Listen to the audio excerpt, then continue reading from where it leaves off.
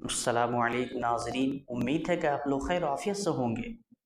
ناظرین، میں آپ لوگوں کی خدمت میں جناب قاری حنیف صاحب ملتانی رحمۃ اللہ علیہ کا ایک بہترین بیان لے کر حاضر ہوا ہوں، جس کا عنوان ہے حضرت لوط علیہ السلام کا واقعہ۔ آپ حضرات سے گزارش ہے اس بیان کو مکمل سنیں۔ آئیے بغیر کسی تاخیر کے بیان کی طرف چلتے ہیں۔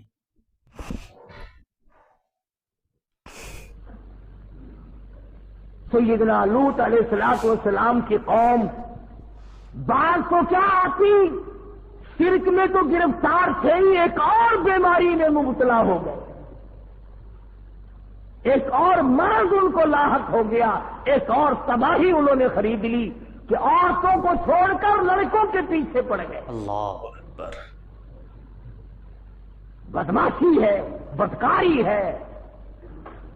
حدیث پاک میں آتا جب مرد مرد کے ساتھ برا کام کرتا ہے اللہ کا عرش کانپنے لگ جاتا ہے، فرشتے آواز دیتے الہی اجازت دے لوط علیہ السلام کی قوم والا عذاب ہم پھر دوہرا دے۔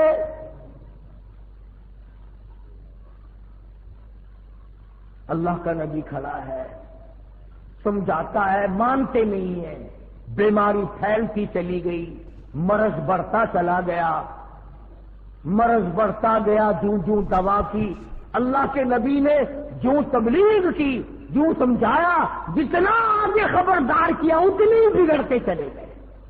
اللہ اکبر۔ اللہ میاں نے آخری مرتبہ آزما لیا، 2-3 فرشتے بڑے خوبصورت لڑکے بنا کر کے اس قوم کے اندر لوط علیہ السلام کے شہر میں بھیج دیے۔ وہ بازار سے گزرے، کاروبار چھوڑ، دھندا چھوڑ، دکانداری چھوڑ، سارا کام چھوڑ کے ان کے پیچھے لگ گئے، ان کے پیچھے لگ گئے لڑکوں کے۔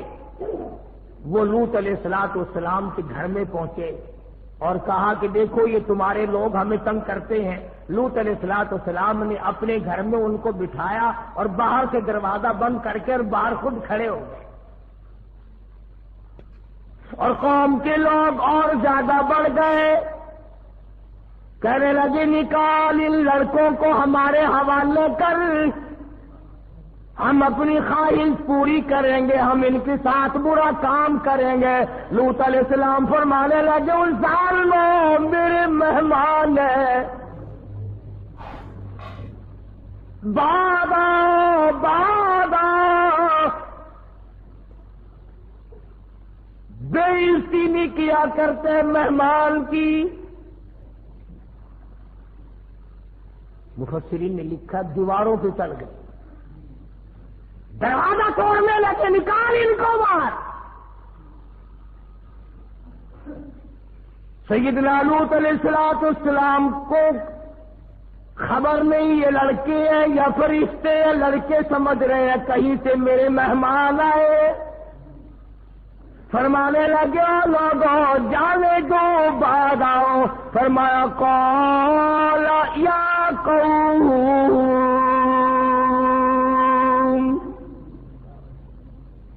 قال یا قوم،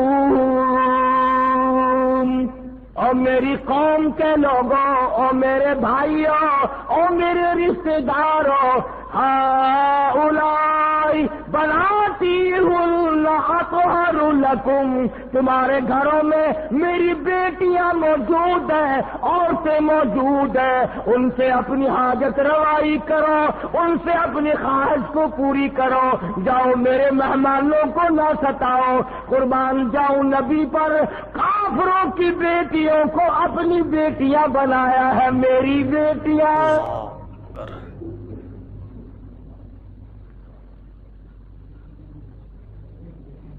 بڑا سمجھایا، بعد آ جاؤ، چلے جاؤ، میرا مکان نہ توڑو، دروازہ نہ توڑو، اللہ پاک ناراض ہو جائے گا، تم پہ خدا کا غضب آ جائے گا، بعد آ جاؤ، چلے جاؤ۔ کہنے لگے نہیں نہیں، ہم بالکل نہیں جانے سے، ایسے خوبصورت لڑکوں کو چھوڑ کر ہرگز نہیں جائیں گے۔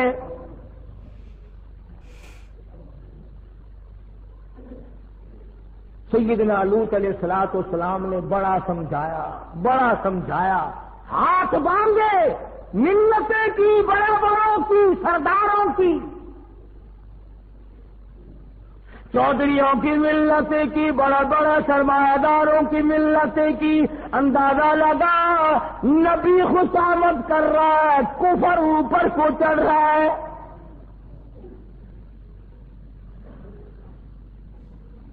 فرمایا جاؤ، چلے جاؤ، باہر آ جاؤ۔ کچھ جو ظالم قسم کے تھے، جو بدبخت اور شقی تھے، جو بہت زیادہ شیطان تھے، انہوں نے پیغمبر کو گھسیٹنا شروع کر دیا۔ اللہ کے نبی کو دھکے دیے، ہٹے طرح دروازے سے، دروازہ روک کے کھڑا ہے، صبح سے یہ وقت آ گیا، ہٹتا نہیں ہے۔ اب اللہ کا نبی ایک بات کہتا ہے، قرآن مجید نے وہ نقل کی ہے۔ سیدنا لوط علیہ السلام نے رونا شروع کر دیا، جب گھسیٹنے لگے تو رو پڑے اور فرمایا قال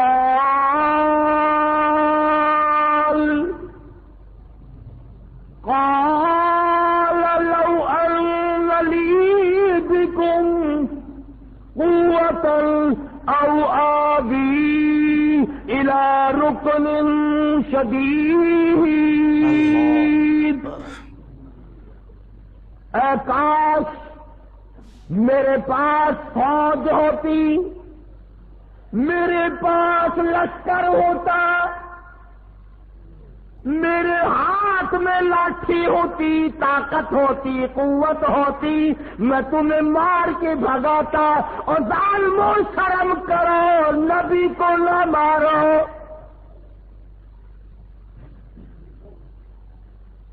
اللہ کے پیغمبر کو نہ مارو، خدا کے نمائندے کو نہ مارو۔ لوط علیہ السلام کو مارنا شروع کر دیا، گھسیٹنا شروع کر دیا۔ ادھر اللہ کے نبی نے رویا، رو دیا، ادھر آنسو پڑے، ادھر آواز آئی مکان کے اندر سے، قالوا یا لوط، اندر سے آواز آئی، مکان سے آواز آئی۔ جب اللہ کے فرشتوں نے جو آزمائش کے لیے، امتحان کے لیے بھیجے گئے تھے، جب انہوں نے دیکھا اللہ کا نبی رو پڑا ہے، اور تم لوگ مانے یا نہ مانے، نبی کا رونا فرشتے نہیں دیکھ سکتے۔ اللہ اکبر۔ اندر سے آواز آئی قالوا یا لوط انا رسول ربک، اللہ کے نبی اے لوط علیہ السلام، آپ نے ہمیں پہچانا نہیں، ہم آدمی نہیں ہیں، چھوکرے نہیں ہیں، ہم لڑکے نہیں ہیں، ہم تو خدا کے بھیجے ہوئے فرشتے ہیں، دروازے سے ہٹ جاؤ، انہیں اندر آنے دو۔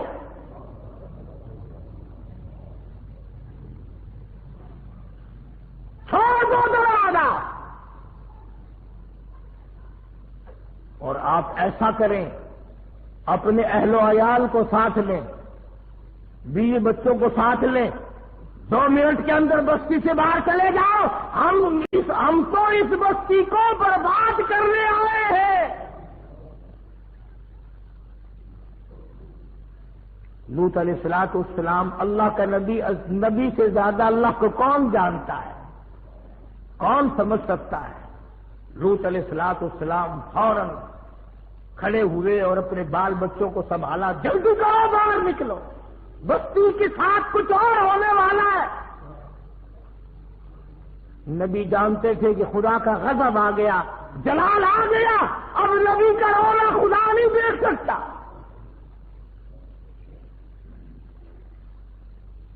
جن کو یقین تھا وہ تو ساتھ چل پڑے۔ لوط علیہ السلام کی بیوی تھی، گھر والی تھی، پر پیغمبر کی زبان پر یقین نہیں کرتی تھی، پھر چل پڑتی ہے، پھر کھڑی ہو جاتی ہے، پھر تھوڑی سی چلتی ہے، یوں مڑ مڑ کے دیکھتی ہے کہ نبی ابھی تو کچھ نہیں دکھنا، ابھی تو کچھ ہوا نہیں، کیونکہ تو ہے بستی۔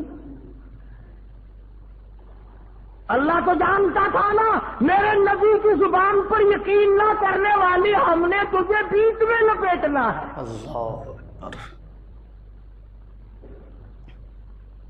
اس لیے خبردار کر دیا کہ بعض آدمی اگر سے گناہ نہیں کرتا مگر یہ یقین کرنا چاہیے کہ گناہگار کے لیے سزا ہے، بربادی ہے. اگر یہ یقین نہیں تو ساتھ لپیٹا جائے گا. اللہ حفاظت کرے. لوط علیہ السلام اپنے بال بچوں کو لے کر کے ابھی بستی سے کچھ دور گئے تھے، شہر سے کچھ دور گئے تھے، قوم سے الگ ہوئے تھے کہ ان فرشتوں نے اس زمین کو اس طرح سے کاٹ لیا زمین سے جس طرح نرسری والے پیڑ کو کاٹ کر الگ کر لیتے ہیں. اللہ. اور یہ میری بات نہیں، کسی فرقے اور جماعت کی بات نہیں. فرمایا قالوا انا ارسلنا الى قوم مجرمین لنرسل عليهم حجارة من طين مسومة عند ربك للمسرفين فأخرجنا من كان فيها من المؤمنين. اے لوط علیہ السلام ہم تو اس قوم کو برباد کرنے آئے ہیں، ہمیں تو بھیجا اس لیے گیا ہے. اب زمین سے یہ ٹکڑا الگ ہو گیا، بستی کٹ گئی، شہر کٹ گیا، یہ علاقہ الگ کٹ گیا، یہ قوم کٹ گئی، بدماشی کا مزہ ان کو چکھایا جائے گا. اب خدا کا قرآن کہتا ہے زمین سے کٹ گیا ٹکڑا، آسمان کی طرف ٹکڑا جا بھی رہا تھا اور آسمان سے پتھروں کی بارش بھی ہو رہی تھی. اللہ اکبر. پتھر برستے جاتے تھے اور نوکدار پتھروں کے بنے ہوئے تیر. اور قرآن کریم کہتا ہے کہ پتھروں پہ نام تک لکھے ہوئے تھے، یہ فلاں بدماش کو لگے، یہ فلانے بدماش کو لگے، یہ فلانے گنہگار کو لگے، یہ فلانے کو لگے. نوکدار پتھر ہیں، آسمان کی طرف بستی جا رہی ہے، اوپر بہت دور لے گئے، آواز آئی پلٹ کر زمین میں پھینک دو.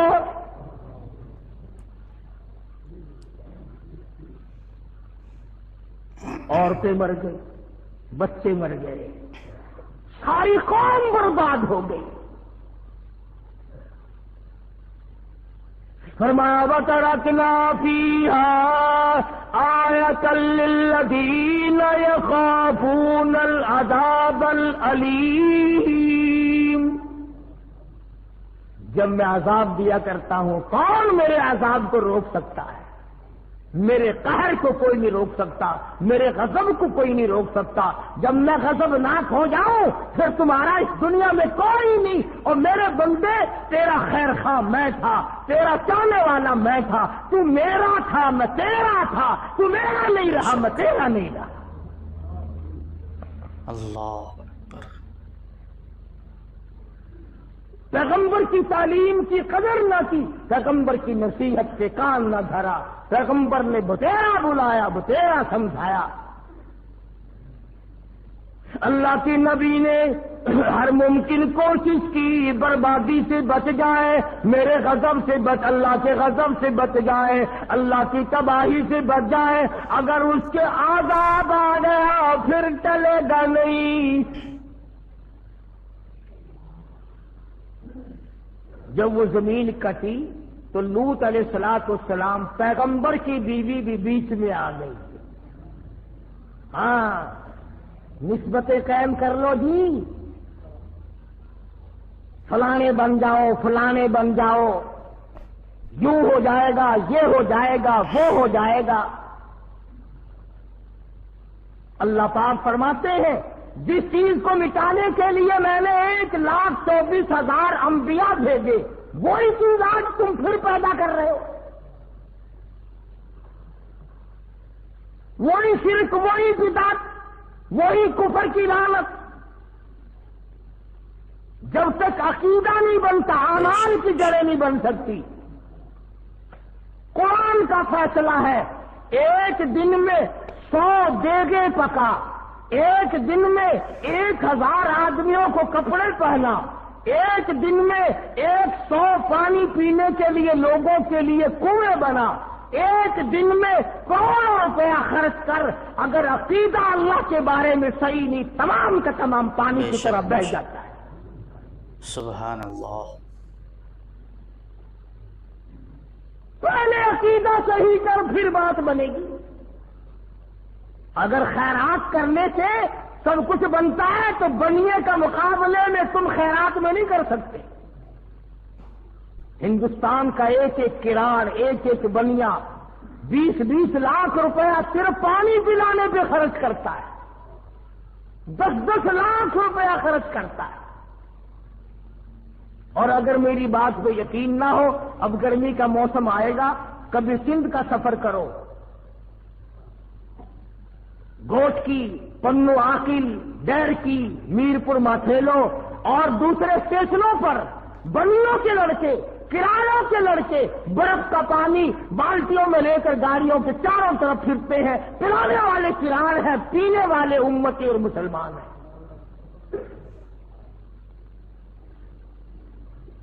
لیکن ان کی خیرات کا بدلہ دنیا ہی میں اللہ پاک دے دیتا ہے، آخرت میں کوئی حصہ نہیں۔ کیوں؟ لا الہ الا اللہ محمد الرسول اللہ صلی اللہ علیہ وسلم کرنے والی جڑ مضبوط نہیں۔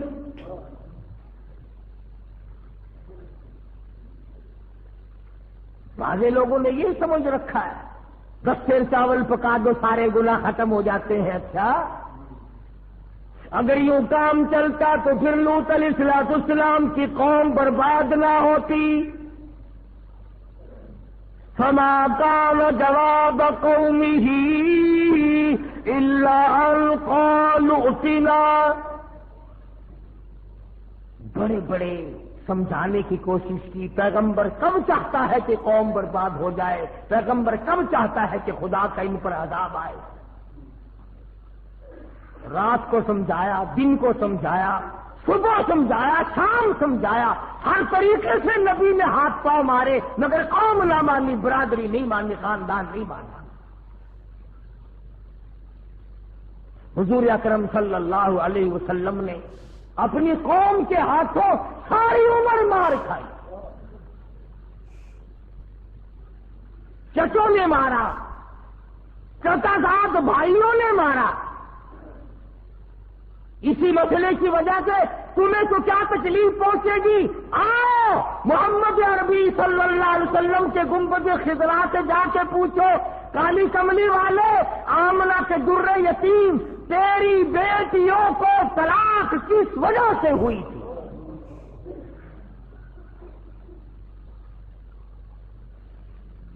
کیا وقت ہوگا جب ابو لہب کے لڑکے دونوں آئے اور آ کے کہنے لگے، محمد صلی اللہ علیہ وسلم، ہم تیری بیٹیوں کو اپنے سے الگ کرتے ہیں، تیرا عقیدہ اور ہے، ہمارا عقیدہ اور ہے،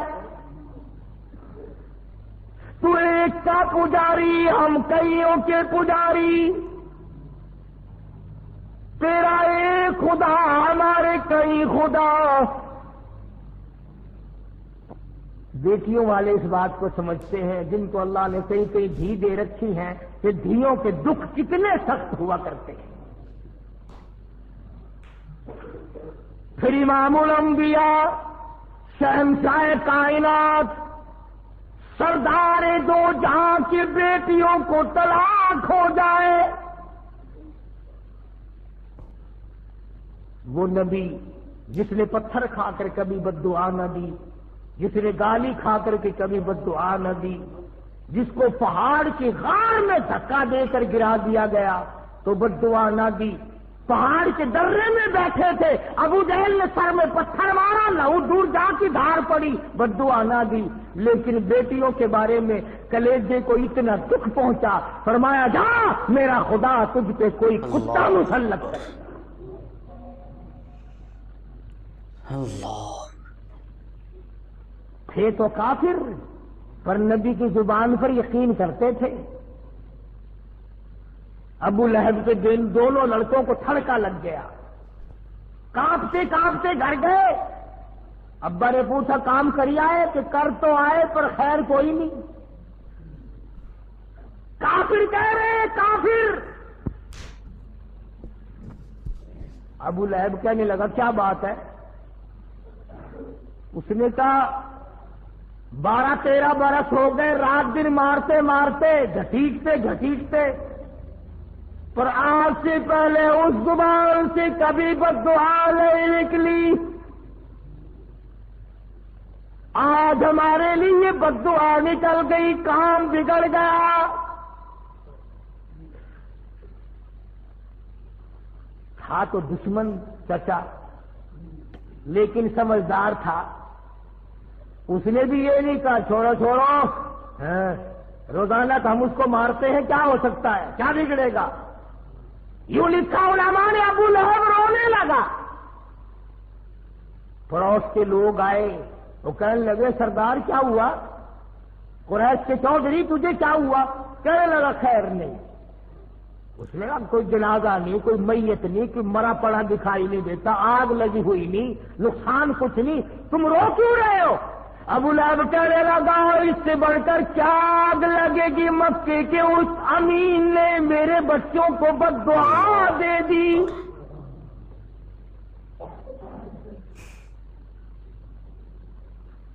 ان لگا ابو لہب اتنا سیانا ہو کر کیسی باتیں کرتا ہے، روز تو آپ اس کو مارتے ہیں، اس کے ماننے والوں کو کھوڑا مارتے ہیں، کیا ہے اس کے پلے، کچھ نہیں بگڑے گا۔ ابو لہب کہنے لگا ٹھیک ہے، مجھ سے زیادہ اس کو کسی نے نہیں مارا، میرے سے زیادہ کسی نے تکلیف نہیں دی، مجھ سے زیادہ کسی نے دکھ نہیں پہنچائے، پر اے لوگوں یہ تو بتاؤ 40-50 سال کی عمر گزارے بیٹھا ہے، آج تک بتاؤ اس زبان سے جو بات نکلی کبھی پوری نہ ہوئی ہو۔ پہاڑ ٹل سکتے ہیں مگر میرا یقین ہے اس زبان سے جو بات نکلی وہ پوری ہوگی۔ اللہ اکبر، کیا یقین تھا۔ آج میرا تیرا تو یہ یقین بھی نہیں کہ حضور کا فرمان پکا ہے، سچا ہے، حق ہے، اور یہ پرانی کتابیں ہو گئی، پرانا دین ہو گیا، پرانا اسلام ہو گیا، اب تو کوئی نیا اسلام چاہیے۔ اب پرانے دین پر کیا چلنا ہے؟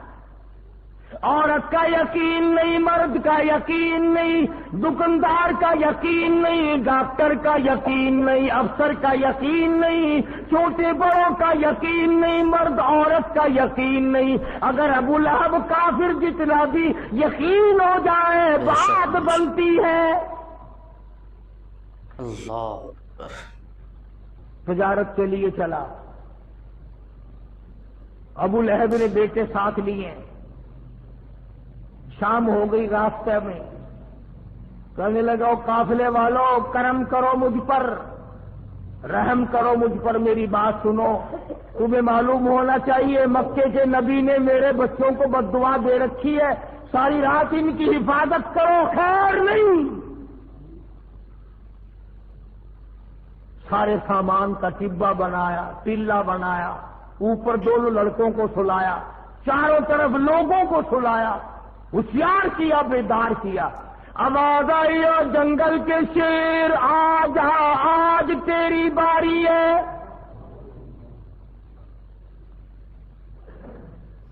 الہی میں حاضر ہوں، میرے نبی کو دکھ دینے والے کو تیروں پھاڑ کے پھینک دو۔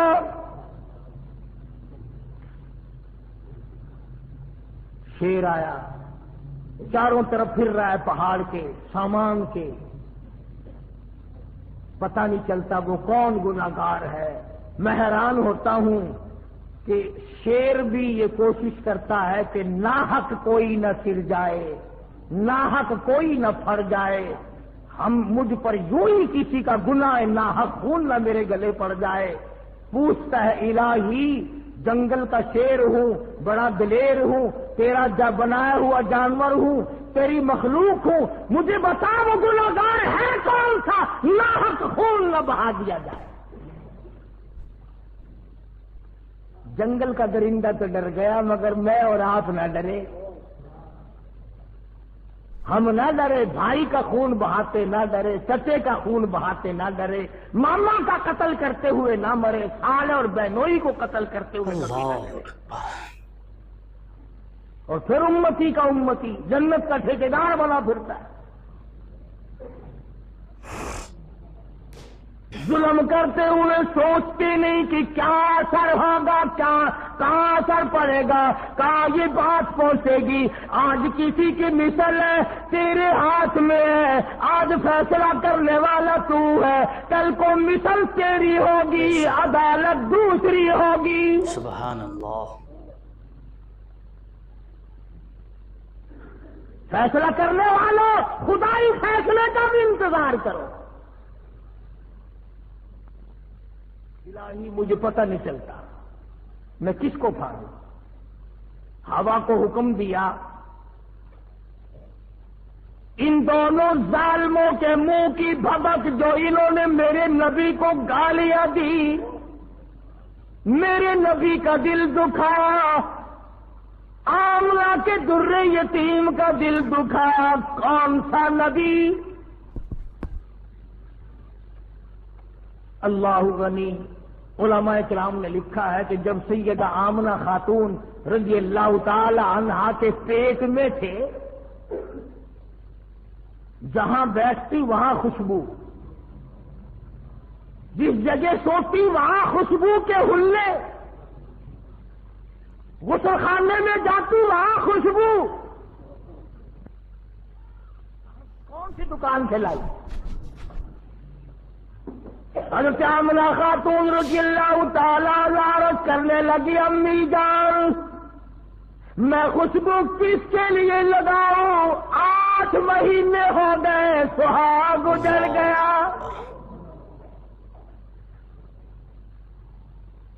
8 مہینے ہو گئے، سہاگ گزر گیا، میں خوشبو کس کے لیے لگاؤں؟ کہاں سے آتی ہے؟ کہنے لگی اماں اگر میں ساری باتیں تمہیں بتا دوں تو تم۔ ناظرین، یہ تھے جناب قاری حنیف صاحب ملتانی رحمۃ اللہ علیہ۔ دعا کیجیے اللہ تعالی حضرت کی مغفرت عطا فرمائے اور ان کے قبر کو نور سے منور عطا فرمائے۔ ناظرین، امید ہے کہ یہ بیان آپ لوگوں کو بے حد پسند آیا ہوگا۔ اگر پسند آیا ہے تو آپ اپنے گھر والوں میں، دوستوں میں زیادہ سے زیادہ شیئر کریں۔